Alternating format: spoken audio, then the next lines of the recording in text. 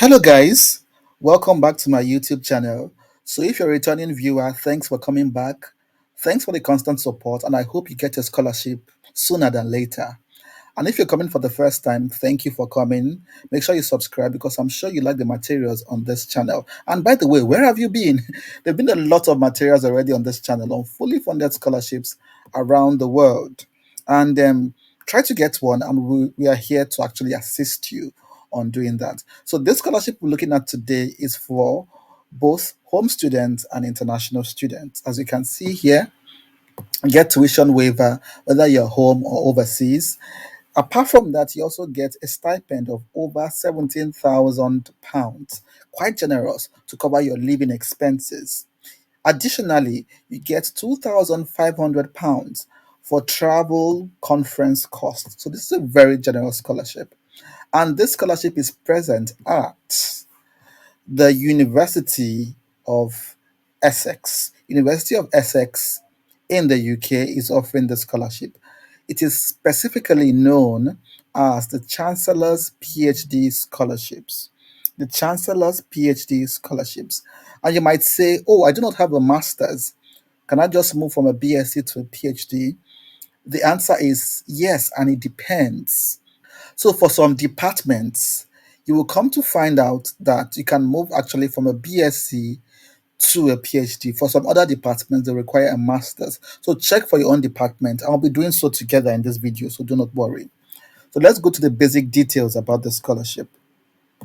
So they're looking for 17 people for fully funded PhD, and your area of interest must align with one of these five themes. These are not courses. These items here are not courses, but they are themes that at least one of them should reflect in your research interest. So either artificial intelligence, climate or sustainability, coastal communities, health, well-being, aging, security, and resilience. So whatever department you're coming to study, whether it's politics, whether it's engineering, sociology, criminology, architecture, make sure you're able to tie them to at least one of these major themes. Try to link them up with at least one of these. For instance, if I have a research topic on civil wars and resilience, and I think this theme here at the bottom will be ideal for it. So how do we apply? To apply for the scholarship, first you have to apply for admission to one of the courses at this university. So click on one of these links here. You see the list of courses and supervisors and things like that. We'll be doing that shortly after we run through the whole details on this page. So I've opened that already here. We'll be looking at that together. So just stay with me. So after that, then you apply separately. You can see it here separately. It's a keyword. You apply separately for funding. And for funding, you would need a statement of interest. You would need to fill a different scholarship application form, different from the normal application form you use for the PhD course. And then a research proposal, finally, a CV. So all these will be sent to this email address. But first, remember, you have to apply for a course, and I will tell you why. In the application form, that the scholarship application form, you would need to put your application, your course application number. So if you haven't applied for admission already, you wouldn't have a course application number. Do not wait till you get admission. Just wait for them to give you an application number. And that is what you need to apply for funding. And the deadline is not so far away, I must confess. Is the 10th of June. You have like 3 weeks or less to put it together. That's to apply for the scholarship. So start as soon as possible to apply for the admission. And then immediately you get a student number, rush here to apply for the scholarship. So the number of documents here. There's a scholarship form. I think this is what it looks like. This is what the scholarship form looks like. Remember, you only submit this one after you've started applying for one of the PhD courses already. So this is what the scholarship form looks like. And then there's this form, this PDF document on the conditions, terms and conditions. And I started with this document actually for this video. So it gives you the basic details you need. The information there is very clear. You can see what it covers, what the scholarship covers, fully funded. And you can see the applications requirements as well, either a first class or a 2-1. A master's sometimes is desirable but not essential, as you can see.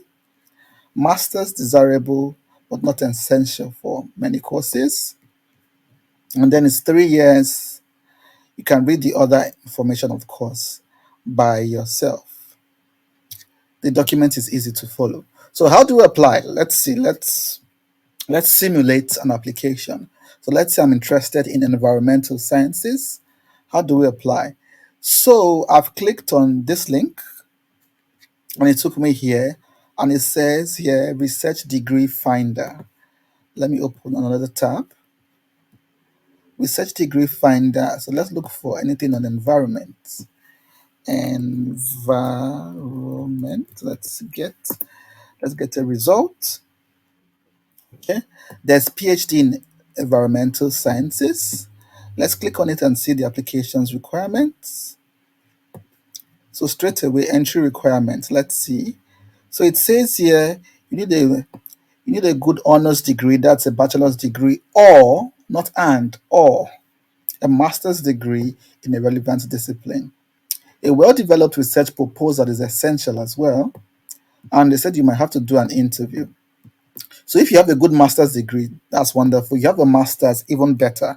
A master's is not compulsory, it's just desirable. So if you're coming with a bachelor's, make sure you're coming with a very strong bachelor's because you might be competing with those that already have a master's, if that makes sense. So that is that. So they mentioned things like a research proposal, and even when we considered the scholarship, they said things about a CV and other documents, statement of interest. If in case you're confused, do not know how to write these documents, there's already a video on this channel on how to write those documents. So just go to the home page, scroll down a little, and then there's this tab on letter of motivation, statement of purpose, research proposal. These are the documents you need to compile competitive applications. So these are the videos rather that would show you how to compile those documents, research proposal, a CV. There's even a video here on how to contact professors. Remember, you have to find a supervisor.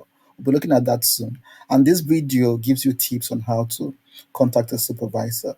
There's also a video here on how to write an academic CV, and now a video on how to write a proposal, a video here on how to write a statement of purpose. So these are the videos you need to just put your documents together. Go through them, sit down with a cup of water, take out your notes and read through them. They've been very successful. At least I've won like 4, 5, 6 awards with these CVs, with this statement of purpose, with these proposals. They might just work for you as well. So let's return to this page. So we've looked at what do they call it? Environmental sciences. But remember, they said you have to find a supervisor. It's also written here, what next? It's also said here that you have to look for a supervisor.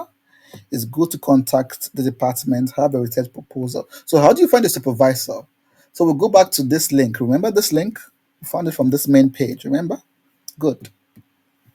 So just scroll down a little more.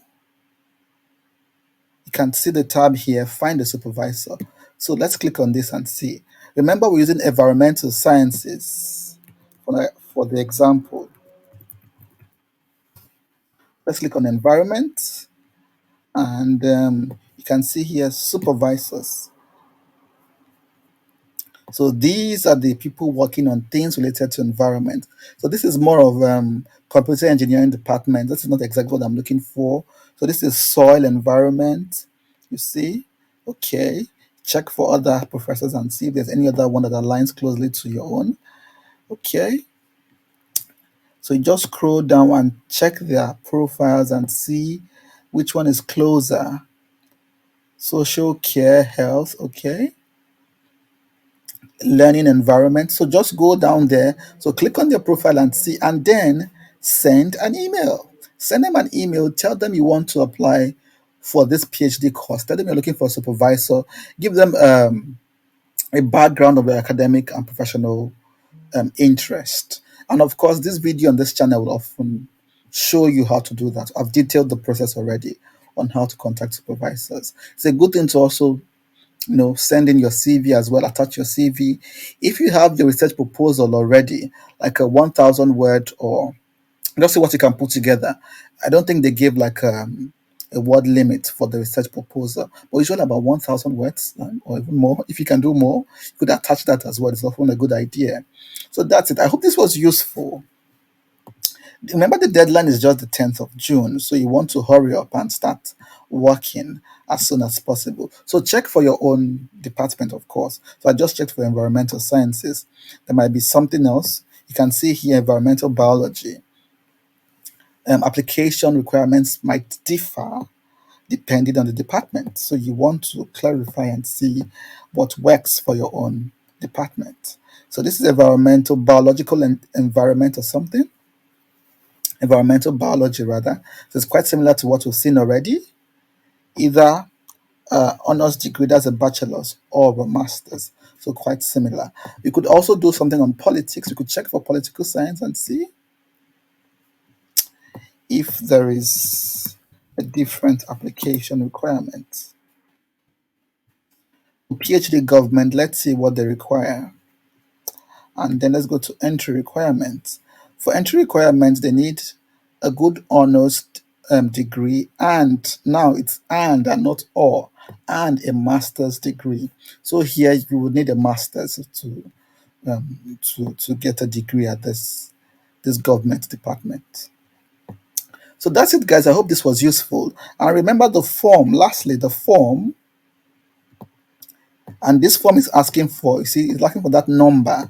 This number, you get it from your application for one of those courses. And then remember to choose the theme that closely align with your interest. So here I've chosen security and resilience. And here choose the school or the faculty that closely align with what you're applying for. Whether it's politics, it's government, you can see government here. And of course, your supporting statement. Here, they want you to describe your research proposal, your interest, and how it fits the selected theme. So, if you developed your research proposal, this shouldn't be difficult for you to do. So, what do you intend to research? How is it related to resilience that I chose? If yours is artificial intelligence, also describe how it's relevant to artificial intelligence. And then they say, speak about, provide details of any other relevant qualification. You could say maybe online courses you did, professional courses that will come in handy. And they're asking for other engagements with industry. Have you volunteered in a place? Have you worked in a particular place before? How do you want to keep in touch even during your studies? And finally, they ask if you're unable to finish your studies by 3 years, since this scholarship is a 3 year scholarship. So after 3 years, if you're unable to finish your studies, how do you get to pay your fees? You could say through savings that you hope to finish before 3 years. But in case you run out of time, you do not finish before 3 years, you hope to have gathered some savings, and that will sponsor your final fees. Part-time jobs, you're allowed to do part-time jobs as well. Remember, in the UK, international students are allowed to work for 20 hours, so that will help you. But fingers crossed you finish within 3 years. And yes, you get your declaration, your signature, and things like that. Remember to attach your CV and a research proposal. So I hope this was useful. Get to work, guys. Get to work. This is a very interesting general scholarship still open at a time where most UK scholarships are already closed. This is the lifeline. So jump at it, take advantage, and hopefully in the coming months, we'll hear your good news as well. So, guys, thanks for listening, and I hope you've learned one or two things. Do not forget to subscribe. There are several other videos on this channel on fully funded scholarships around the world, and even many more are coming your way. So, join the winning team. Also, check our community page. There are lots of good news on our community page, those giving testimonies of different funding letters they've received from different universities all around the world. So we cannot wait to hear your own testimony as well. Bye bye for now, and I'll see you at the top sooner than later. Cheers.